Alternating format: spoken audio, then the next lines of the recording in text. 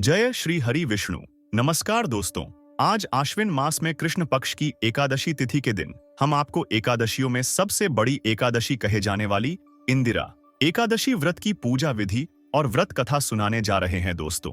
इस दिन जो भी विधि विधान से इस व्रत कथा को सुनता है और बताए गए अनुसार पूजा अर्चना करता है, उन्हें भगवान हरि विष्णु और मां लक्ष्मी की विशेष कृपा प्राप्त होती है। दोस्तों, इस व्रत से जीवन में व्याप्त सभी प्रकार के मानसिक और शारीरिक कष्ट दूर हो जाते हैं। दोस्तों, ये एकादशी पितृपक्ष के दौरान आती, इसलिए इसका महत्व कई गुना अधिक बढ़ जाता है।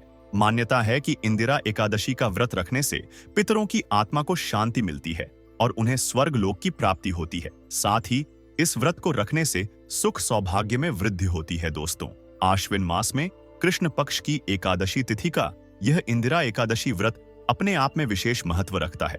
तो भगवान हरि विष्णु का नाम लेते हुए शुरू करते हैं मनोकामना पूरी करने वाली, कष्टों को हरने वाली व्रत कथा और पूजा विधि। दोस्तों, वीडियो में आगे बढ़ने से पहले अगर आप भी भगवान श्री हरि विष्णु की कृपा और मां लक्ष्मी की कृपा अपने जीवन में पाना चाहते हैं तो इस वीडियो को लाइक करके कमेंट में जय श्री हरि विष्णु जय मां लक्ष्मी लिखना न भूल। और इस तरह की वीडियो देखने के लिए आपके अपने चैनल शुभ मंगल को सब्सक्राइब जरूर कर ले। दोस्तों, हिंदू पंचांग के अनुसार इंदिरा एकादशी की शुरुआत 27 सितंबर शुक्रवार के दिन दोपहर 1:21 पर होगी और 28 सितंबर शनिवार के 2:08 पर समाप्त होगी। और उदया तिथि के अनुसार इंदिरा एकादशी का व्रत 28 सितंबर को ही रखा जाएगा और इंदिरा एकादशी व्रत का पारण अगले दिन 29 सितंबर को सुबह 6:19 से लेकर सुबह 8:39 के बीच होगा। दोस्तों, इंदिरा एकादशी को लेकर ऐसा माना जाता है जो भी इस एकादशी का व्रत करता है उससे भगवान विष्णु प्रसन्न होते हैं और साथ ही उसे पूर्वजों का भरपूर आशीर्वाद भी मिलता है। शास्त्रों में इंदिरा एकादशी को लेकर ऐसा बताया गया है कि यदि आप इंदिरा एकादशी का व्रत करके उसका पुण्य पितरों को दान करते हैं तो आपके वे पूर्वज जिन्हें किन्हीं कारणों से मुक्ति नहीं मिल पाई है उनकी आत्मा को शांति मिलती है। इसके साथ ही यह भी बताया गया है कि व्रत करने वाले को नरक नहीं जाना पड़ता और पितृदोष से भी मुक्ति मिलती है। आइए अब जानते हैं इंदिरा एकादशी व्रत की पूजन विधि। दोस्तों, इंदिरा एकादशी व्रत में सुबह जल्दी उठें और स्नानादि के बाद साफ कपड़े पहनें। इसके बाद घर के मंदिर को साफ करें और भगवान विष्णु की प्रतिमा स्थापित करें। इसके बाद विष्णु जी को फल फूल, तुलसी का पत्ता और मिठाई अर्पित करें। इसके बाद भागवत गीता या उनके मंत्रों का जाप करें। इसके बाद श्री हरि की श्रद्धा पूर्वक आरती उतारें। मान्यता है कि एकादशी व्रत के दिन व्रती को तुलसी का पत्ता नहीं तोड़ना चाहिए और एकादशी व्रत में सात्विक भोजन बनाएं और ब्राह्मण को भोजन कराएं। इसके साथ ही गाय, कौवा, कुत्ता और चींटियों के लिए भोजन जरूर निकालें। और इस दिन आपको इन कामों को करने से बचना चाहिए, जैसे कि इस दिन स्त्रियां सिर से स्नान न करें यानी बाल न धोएं, भोजन में चावल का सेवन न करें। व्रत करने वाला इस दिन सात्विक जीवन जिए और ब्रह्मचर्य का पालन करें और इस दिन क्रोध और आलस्य बिल्कुल ना करें। तो आइए अब आपको सुनाते हैं इंदिरा एकादशी व्रत कथा, जिसको सुनने मात्र से आपकी सभी इच्छाएं पूरी हो जाएंगी। पौराणिक कथा के अनुसार धर्मराज युधिष्ठिर ने भगवान श्री कृष्ण से आश्विन मास की कृष्ण पक्ष की एकादशी के विषय में पूछा।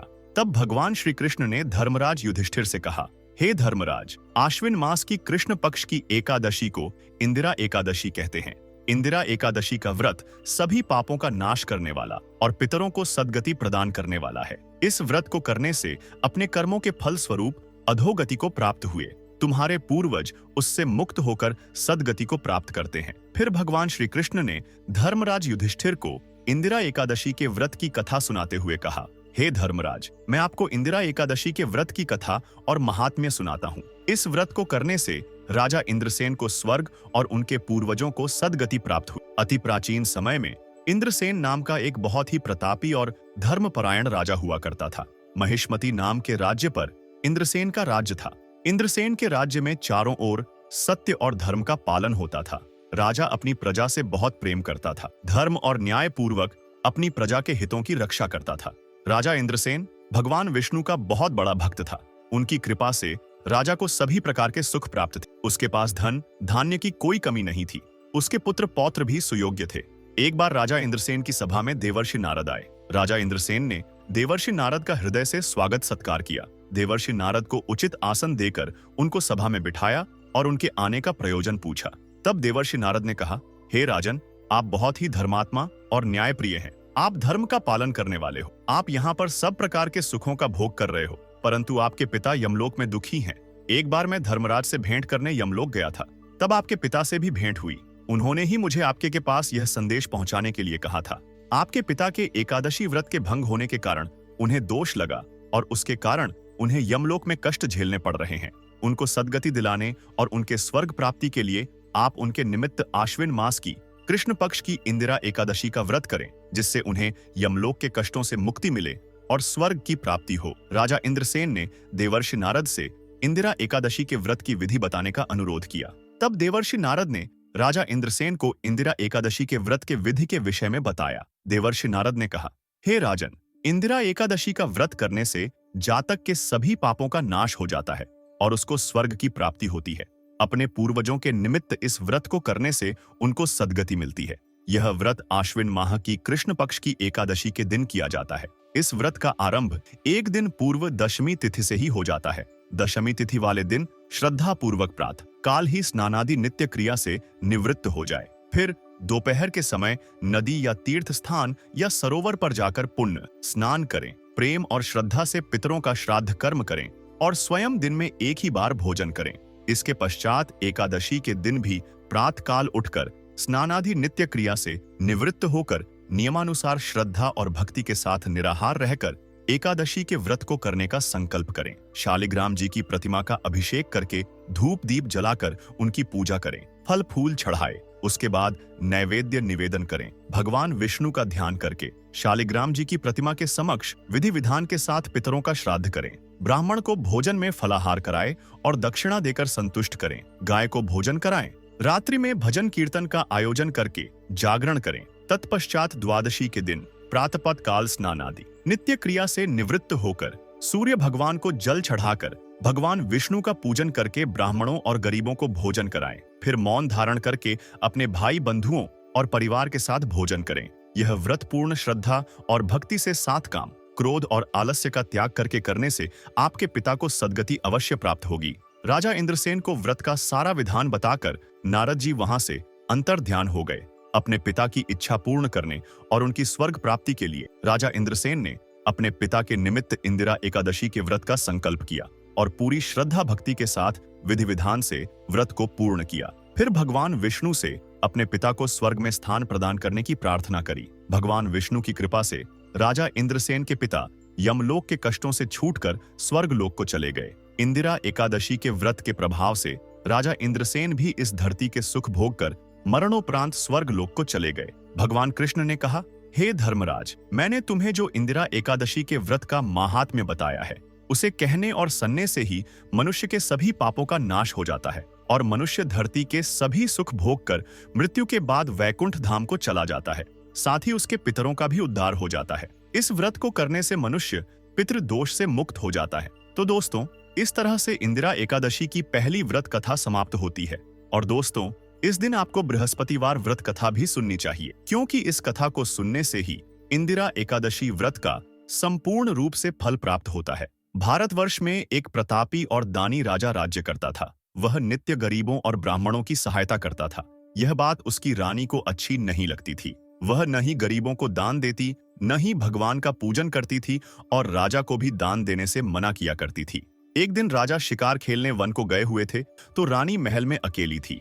उसी समय बृहस्पति देव साधु वेश में राजा के महल में भिक्षा के लिए गए और भिक्षा मांगी। रानी ने भिक्षा देने से इनकार किया और कहा, हे साधु महाराज, मैं तो दान पुण्य से तंग आ गई हूँ। मेरा पति सारा धन लुटाते रहते हैं। मेरी इच्छा है कि हमारा धन नष्ट हो जाए, फिर न रहेगा, बांस न बजेगी। बांसुरी साधु ने कहा, देवी, तुम तो बड़ी विचित्र हो। धन संतान तो सभी चाहते हैं, पुत्र और लक्ष्मी तो पापी के घर भी होने चाहिए। यदि तुम्हारे पास अधिक धन है तो भूखों को भोजन दो, प्यासों के लिए प्याऊ बनवाओ, मुसाफिरों के लिए धर्मशालाएं खुलवाओ। जो निर्धन अपनी कुंवारी कन्याओं का विवाह नहीं कर सकते, उनका विवाह करा दो। ऐसे और कई काम हैं जिनके करने से तुम्हारा यश लोक परलोक में फैलेगा। परंतु रानी पर उपदेश का कोई प्रभाव न पड़ा। वह बोली, महाराज, आप मुझे कुछ न समझाएं।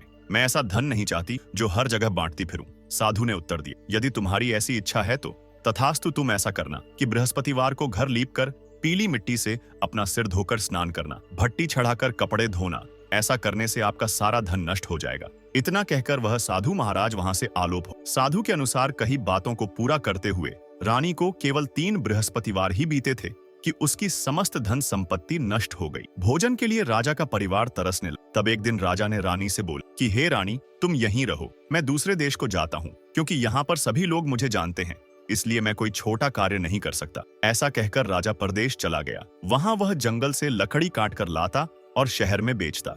इस तरह वह अपना जीवन व्यतीत करने लगा। इधर राजा के परदेश जाते ही रानी और दासी दुखी रहने लगी। एक बार जब रानी और दासी को 7 दिन तक बिना भोजन के रहना पड़ा, तो रानी ने अपनी दासी से कहा, हे दासी, पास ही के नगर में मेरी बहन रहती है, वह बड़ी धनवान है, तू उसके पास जा और कुछ ले आ, ताकि थोड़ी बहुत गुजर बसर हो जाए। दासी रानी की बहन के पास गई।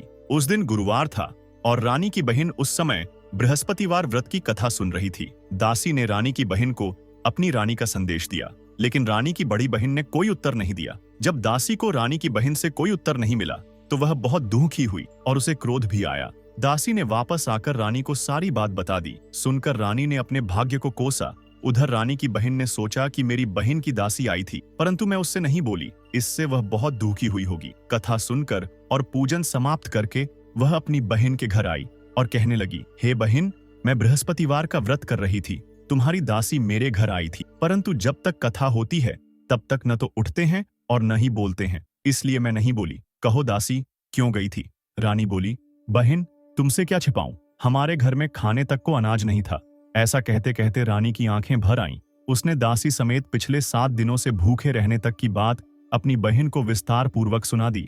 रानी की बहन बोली, देखो बहन, भगवान बृहस्पति देव सबकी मनोकामना को पूर्ण करते हैं। देखो, शायद तुम्हारे घर में अनाज रखा हो। पहले तो रानी को विश्वास नहीं हुआ, पर बहन के आग्रह करने पर उसने अपनी दासी को अंदर भेजा, तो उसे सचमुच अनाज से भरा एक घड़ा मिल गया। यह देखकर दासी को बड़ी हैरानी हुई। दासी रानी से कहने लगी, हे रानी, जब हमको भोजन नहीं मिलता तो हम व्रत ही तो करते हैं, इसलिए क्यों न इनसे व्रत और कथा की विधि पूछ ली जाए, ताकि हम भी व्रत कर सकें। तब रानी ने अपनी बहन से बृहस्पतिवार व्रत के बारे में पूछा। उसकी बहन ने बताया, बृहस्पतिवार के व्रत में चने की दाल और मुनक्का से विष्णु भगवान का केले की जड़ में पूजन करें तथा दीपक जलाएं। व्रत कथा सुने और पीला भोजन ही करें, इससे बृहस्पति देव प्रसन्न होते हैं। व्रत और पूजन विधि बताकर रानी की बहन अपने घर को लौट गई। 7 दिन के बाद जब गुरुवार आया तो रानी और दासी ने व्रत रखा। घुड़साल में जाकर चना और गुड़ लेकर आईं। फिर उससे केले की जड़ तथा विष्णु भगवान का पूजन किया। अब पीला भोजन कहाँ से आए, इस बात को लेकर दोनों बहुत दुखी थे। चूंकि उन्होंने व्रत रखा था, इसलिए बृहस्पति देव उनसे प्रसन्न थे। इसलिए वे एक साधारण व्यक्ति का रूप धारण कर 2 थालों में सुंदर पीला भोजन दासी को दे गए। भोजन पाकर दासी प्रसन्न हुई और फिर रानी के साथ मिलकर भोजन ग्रहण किया। उसके बाद वे सभी गुरुवार को व्रत और पूजन करने लगी। बृहस्पति भगवान की कृपा से उनके पास फिर से धन संपत्ति आ गई, परंतु रानी फिर से पहले की तरह आलस्य करने लगी। तब दासी बोली, देखो रानी, तुम पहले भी इस प्रकार आलस्य करती थी, तुम्हें धन रखने में कष्ट होता था, इस कारण सभी धन नष्ट हो गया, और अब जब भगवान बृहस्पति की कृपा से धन मिला है तो तुम्हें फिर से आलस्य होता है। रानी को समझाते हुए दासी कहती है कि बड़ी मुसीबतों के बाद हमने यह धन पाया है, इसलिए हमें दान पुण्य करना चाहिए, भूखे मनुष्यों को भोजन कराना चाहिए और धन को शुभ कार्यों में खर्च करना चाहिए, जिससे तुम्हारे कुल का यश बढ़ेगा, स्वर्ग की प्राप्ति होगी और पितृ प्रसन्न होंगे। दासी की बात मानकर रानी अपना धन शुभ कार्यों में खर्च करने लगी, जिससे पूरे नगर में उसका यश फैलने लगा। एक दिन राजा दुखी होकर जंगल में एक पेड़ के नीचे आसन जमाकर बैठ गया। वह अपनी दशा को याद करके व्याकुल होने लगा। बृहस्पतिवार का दिन था। एकाएक उसने देखा कि निर्जन वन में एक साधु प्रकट हुए। वह साधु वेश में स्वयं बृहस्पति देवता थे। लकड़हारे के सामने आकर बोले, हे लकड़हारे, इस सुनसान जंगल में तू चिंतामग्न क्यों बैठा है? लकड़हारे ने दोनों हाथ जोड़कर प्रणाम किया और उत्तर दिया, महात्मा जी, आप सब कुछ जानते हैं, मैं क्या कहूँ। यह कहकर रोने लगा और साधु को अपनी आत्मकथा सुनाई। महात्मा जी ने कहा, तुम्हारी स्त्री ने बृहस्पति के दिन बृहस्पति भगवान का निरादर किया है, जिसके कारण रुष्ट होकर उन्होंने तुम्हारी यह दशा कर दी।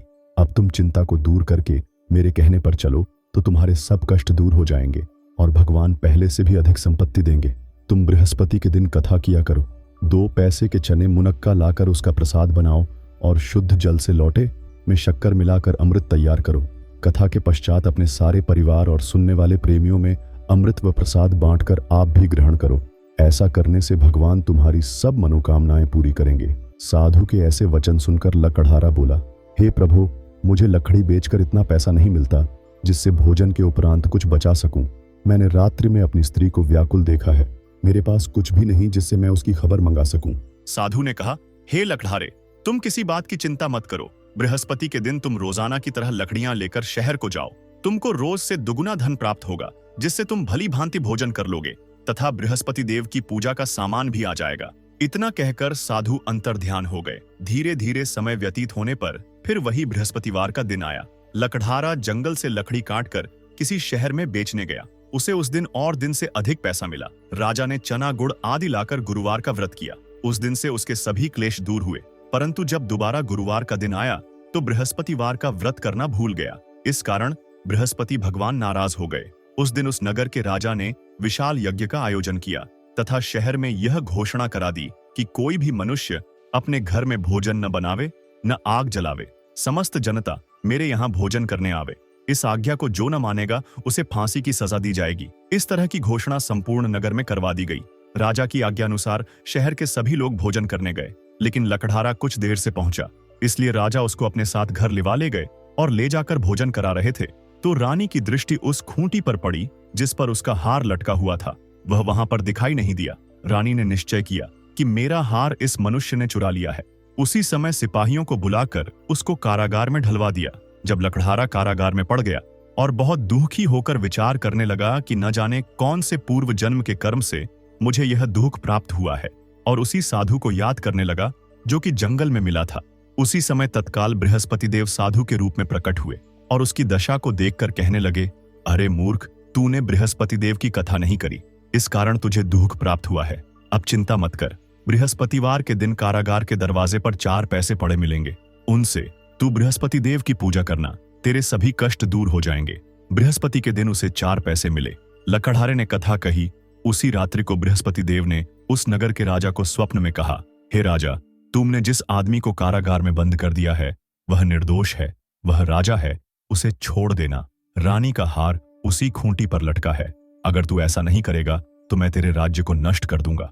इस तरह रात्रि के स्वप्न को देखकर राजा प्रातःकाल उठा और खूंटी पर हार देखकर लकड़हारे को बुलाकर क्षमा मांगी तथा लकड़हारे को योग्य सुंदर वस्त्र आभूषण देकर विदा कर दिया। बृहस्पति देव की आज्ञा अनुसार लकड़हारा अपने नगर को चल दिया। राजा जब अपने नगर के निकट पहुंचा तो उसे बड़ा आश्चर्य हुआ। नगर में पहले से अधिक बाग, तालाब, कुएं तथा बहुत सी धर्मशाला, मंदिर आदि बन गई हैं। राजा ने पूछा, यह किसका बाग और धर्मशाला है? तब नगर के सब लोग कहने लगे, यह सब रानी और बांदी के हैं। तो राजा को आश्चर्य हुआ और गुस्सा भी आया। जब रानी ने यह खबर सुनी कि राजा आ रहे हैं तो उन्होंने बांदी से कहा कि हे दासी, देख, राजा हमको कितनी बुरी हालत में छोड़ गए थे। हमारी ऐसी हालत देखकर वह लौट न जाए, इसलिए तू दरवाजे पर खड़ी हो जा। आज्ञानुसार दासी दरवाजे पर खड़ी हो गई। राजा आए तो उन्हें अपने साथ लिवा लाई। तब राजा ने क्रोध करके अपनी रानी से पूछा कि यह धन तुम्हें कैसे प्राप्त हुआ है? तब उन्होंने कहा, हमें यह सब धन बृहस्पति देव के इस व्रत के प्रभाव से प्राप्त हुआ है। राजा ने निश्चय किया कि 7 रोज बाद तो सभी बृहस्पति देव का पूजन करते हैं, परंतु मैं प्रतिदिन दिन में 3 बार कहानी तथा रोज व्रत किया करूंगा। अब हर समय राजा के दुपट्टे में चने की दाल बंधी रहती तथा दिन में 3 बार कहानी कहता। एक रोज राजा ने विचार किया कि चलो अपनी बहन के यहाँ हो आवें। इस तरह निश्चय कर राजा घोड़े पर सवार हो अपनी बहन के यहाँ को चलने लगा।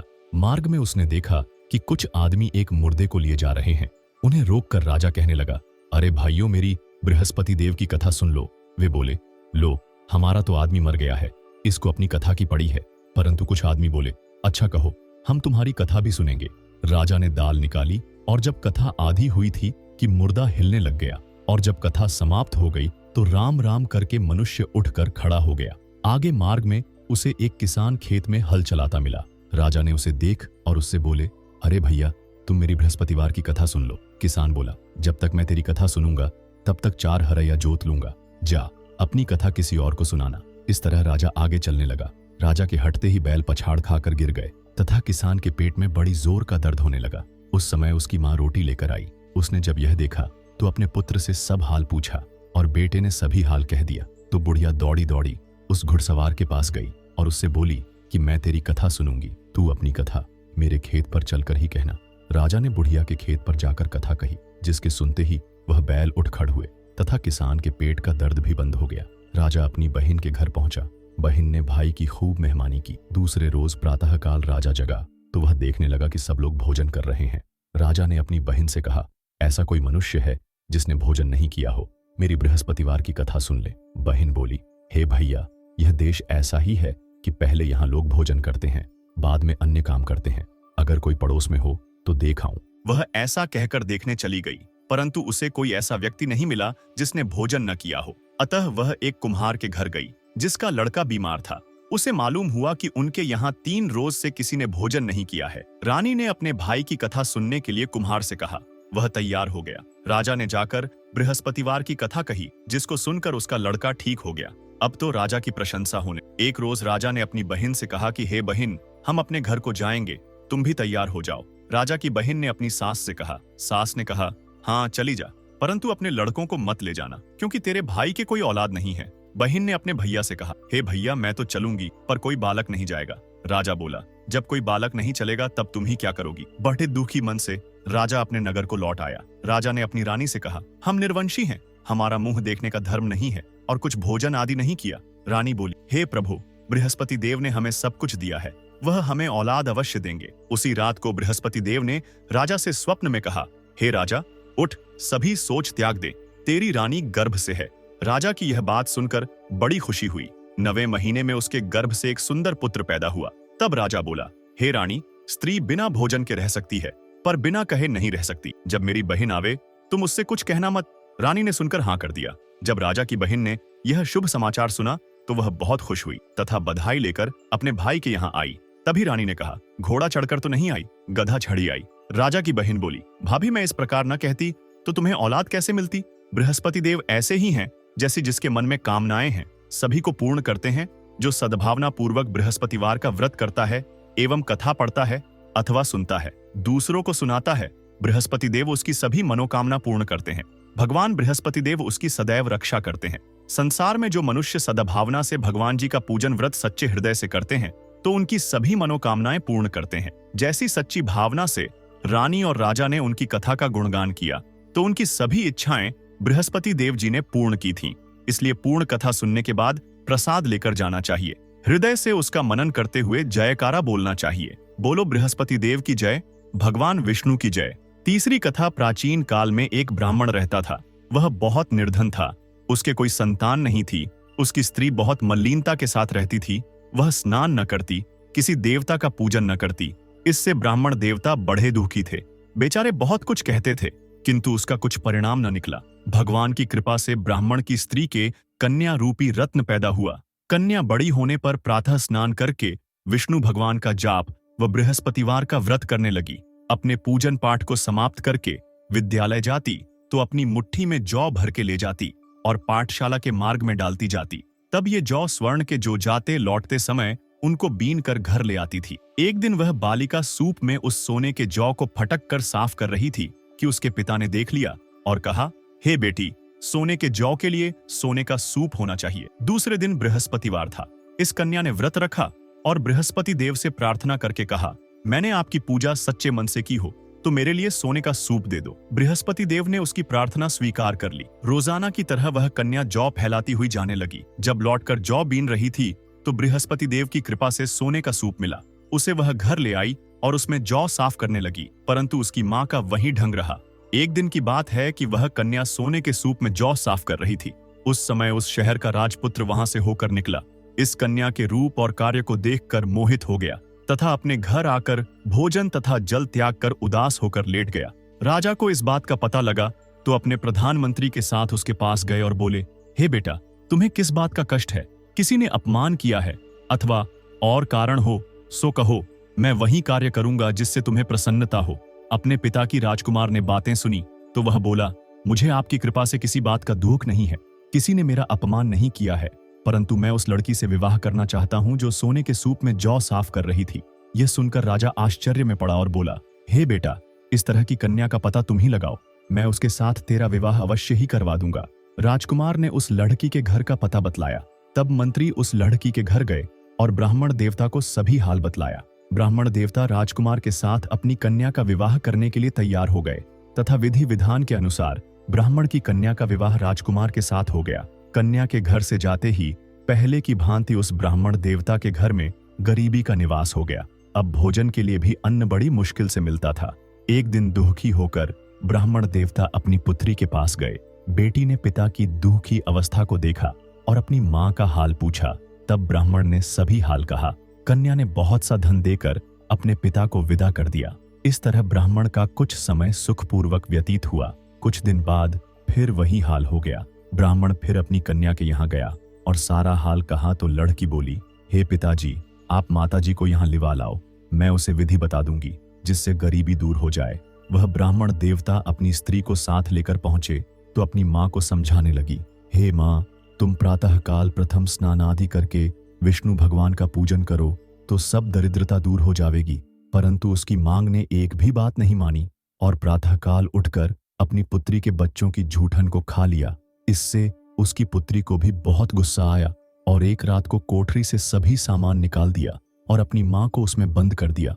प्रातःकाल उसे निकाला तथा स्नानादि करा के पाठ करवाया तो उसकी मां की बुद्धि ठीक हो गई और फिर प्रत्येक बृहस्पतिवार को व्रत रखने लगी। इस व्रत के प्रभाव से उसके माँ बाप बहुत ही धनवान और पुत्रवान हो गए और बृहस्पति जी के प्रभाव से इस लोक के सुख भोग कर स्वर्ग को प्राप्त हुए। सब बोलो विष्णु भगवान की जय, बोलो बृहस्पति देव की जय। दोस्तों, आपको हमारी वीडियो कैसी लगी हमें कमेंट में जरूर बताइएगा। साथ ही वीडियो को लाइक करके चैनल को जरूर सब्सक्राइब कर ले। जय हरि विष्णु, जय मां लक्ष्मी।